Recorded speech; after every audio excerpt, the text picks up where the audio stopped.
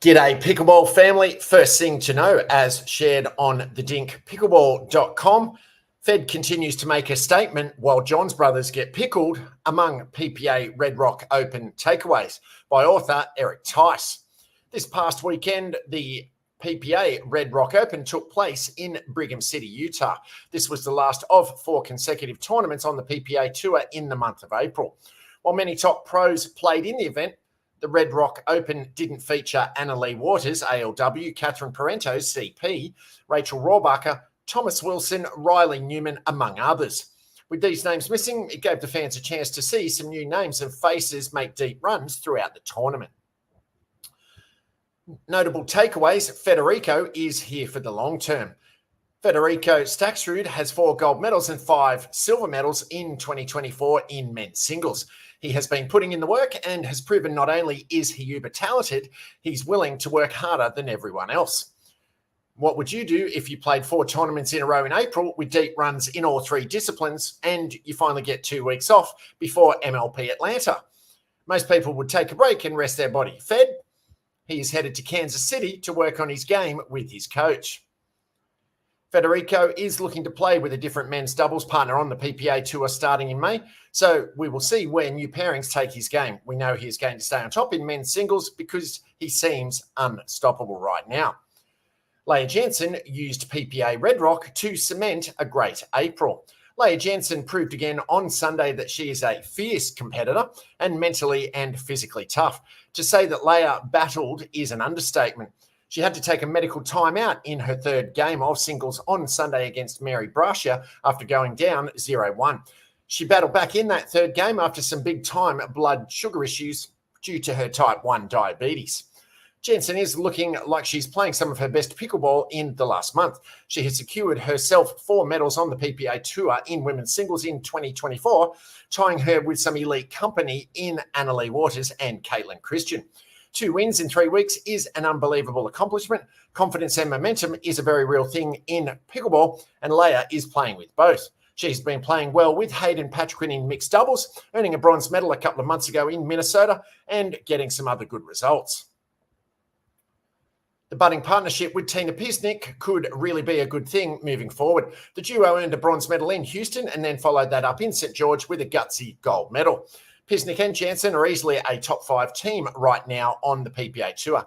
The idea of Jansen playing with confidence on the verge of the first MLP event, where she plays her best, should scare her opponents in MLP Major League Pickleball Atlanta. With Catherine and Anna-Leigh taking a break from the PPA Tour through most of April, Leah has firmly established herself in 2024 as an elite player in all 3 events, especially singles.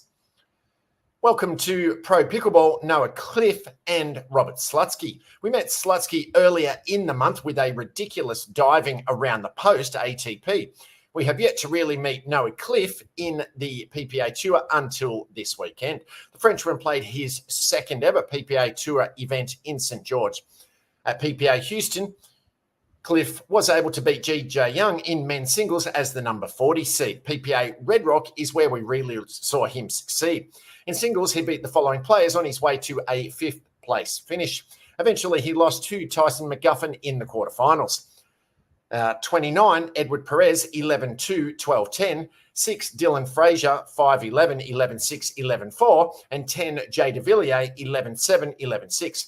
In men's doubles, we saw Slutsky and Cliff play together. They bring a lot of heat and provide a problem for other teams with their right hand, left hand in the middle combo. They're both ridiculously athletic, covering the court extremely well. Here was their run together in PPA Red Rock as the number 38 seed.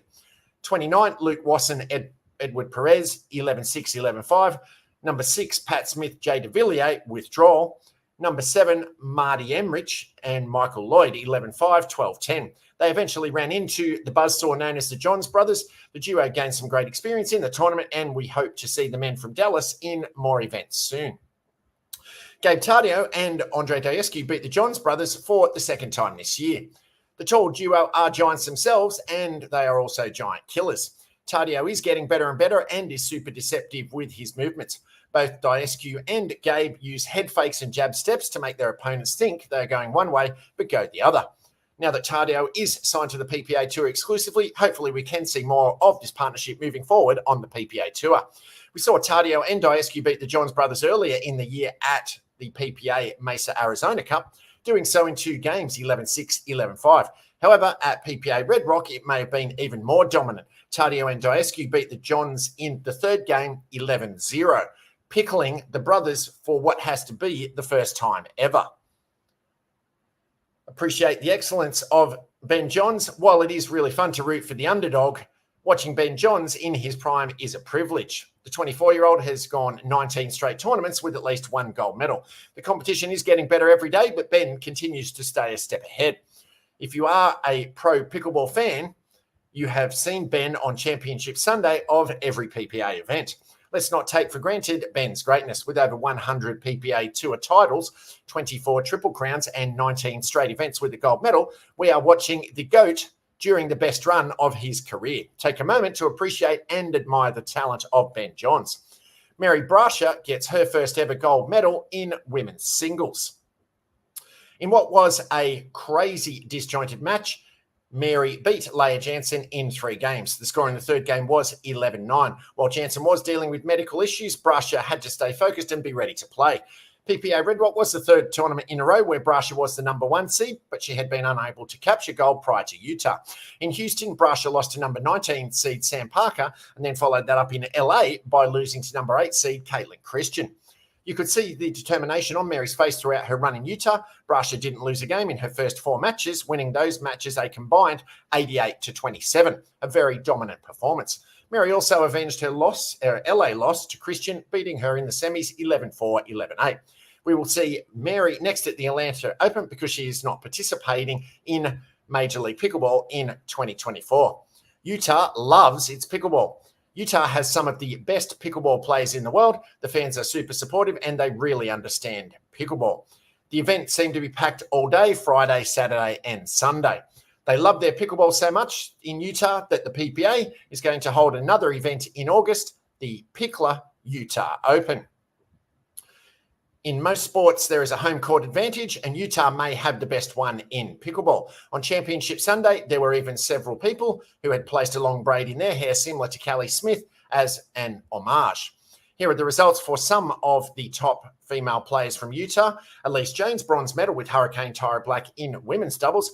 Callie Smith, silver medal with Anna Bright in women's doubles. Etta Wright, gold medal with Ben Johns in mixed doubles. And Alex Truong, bronze medal with Connor Garnett in mixed doubles.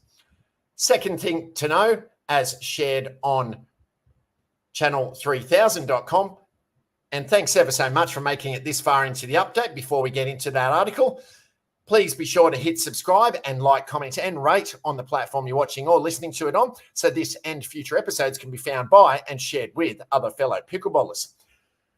The article goes on, meet Madison, Wisconsin's new USA Pickleball ambassador.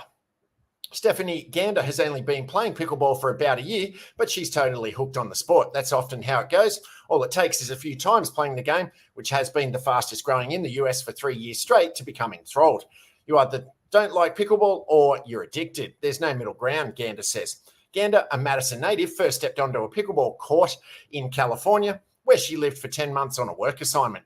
There she met the USA Pickleball ambassador for that area, Steve Bolsba, and he helped teach her how to play.